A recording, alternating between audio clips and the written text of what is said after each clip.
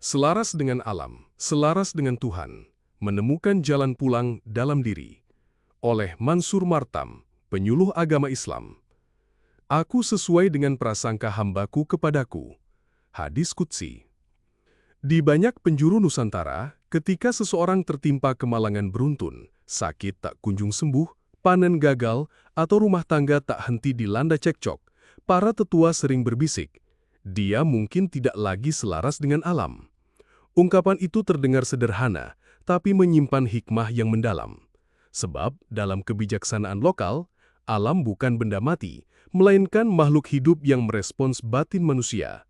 Dan ketika harmoni antara manusia dan alam terganggu, maka datanglah kekacauan sebagai bentuk teguran. Disharmoni, ketika jiwa dan semesta tak seirama. Di Gorontalo dan banyak wilayah adat lain, kita mengenal ritual seperti Dayango, upaya spiritual untuk pemaskan kembali seseorang dengan alam sekitarnya. Bukan sihir, bukan pemanggilan makhluk gaib semata, melainkan ritus penyelarasan energi dan batin. Manusia yang berdosa kepada hutan, air, leluhur, atau bahkan kepada dirinya sendiri, akan memantulkan energi negatif yang dikembalikan oleh semesta dalam bentuk kesialan atau penderitaan. Alam menjadi cermin batin kita.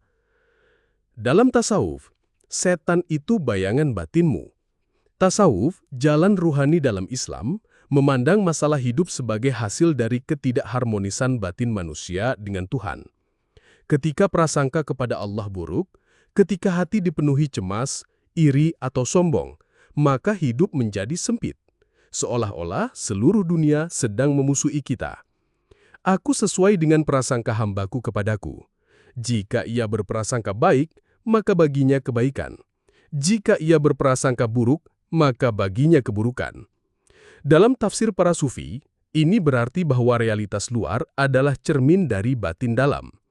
Setan yang menggoda itu bisa jadi bukan makhluk bertanduk, tapi energi kegelapan dalam diri sendiri yang tumbuh karena batin yang tidak bersih. Energi, alam, dan Tuhan, satu jalinan tak terputus. Jika kita hubungkan kearifan lokal dengan sufisme, kita akan menemukan jembatan spiritual. Bahwa alam, batin, dan Tuhan terhubung dalam satu jalinan energi. Ketika hati gelap, semesta ikut gelap. Ketika hati tentram, bahkan badai terasa membawa kesejukan. Ketika manusia menjaga adab kepada alam, kepada sesama, dan kepada Tuhan, maka harmoni pun turun dari langit dan tumbuh dari bumi. Setan sebagai shadow self, perspektif psikologi modern. Dalam psikologi analitik, Carl Jung memperkenalkan istilah shadow self, yaitu sisi gelap dari kepribadian yang disembunyikan oleh ego manusia. Shadow ini berisi keinginan yang ditekan, trauma masa lalu, kemarahan yang dipendam, serta bagian diri yang kita tolak karena dianggap tidak baik. Jika tidak dikenali dan disadari, shadow akan memanifestasikan diri dalam bentuk perilaku destruktif, emosi yang meledak-ledak, atau bahkan perasaan sial dan kosong tanpa sebab. Dalam bahasa sufistik atau adat lokal, shadow itu adalah setan batin, yang muncul bukan dari luar, tapi dari bagian dalam diri yang tidak disinari kesadaran. Energi negatif sebagai proyeksi batin. Psikologi energi dan pengembangan diri modern mengajarkan bahwa pikiran dan perasaan manusia memancarkan medan elektromagnetik.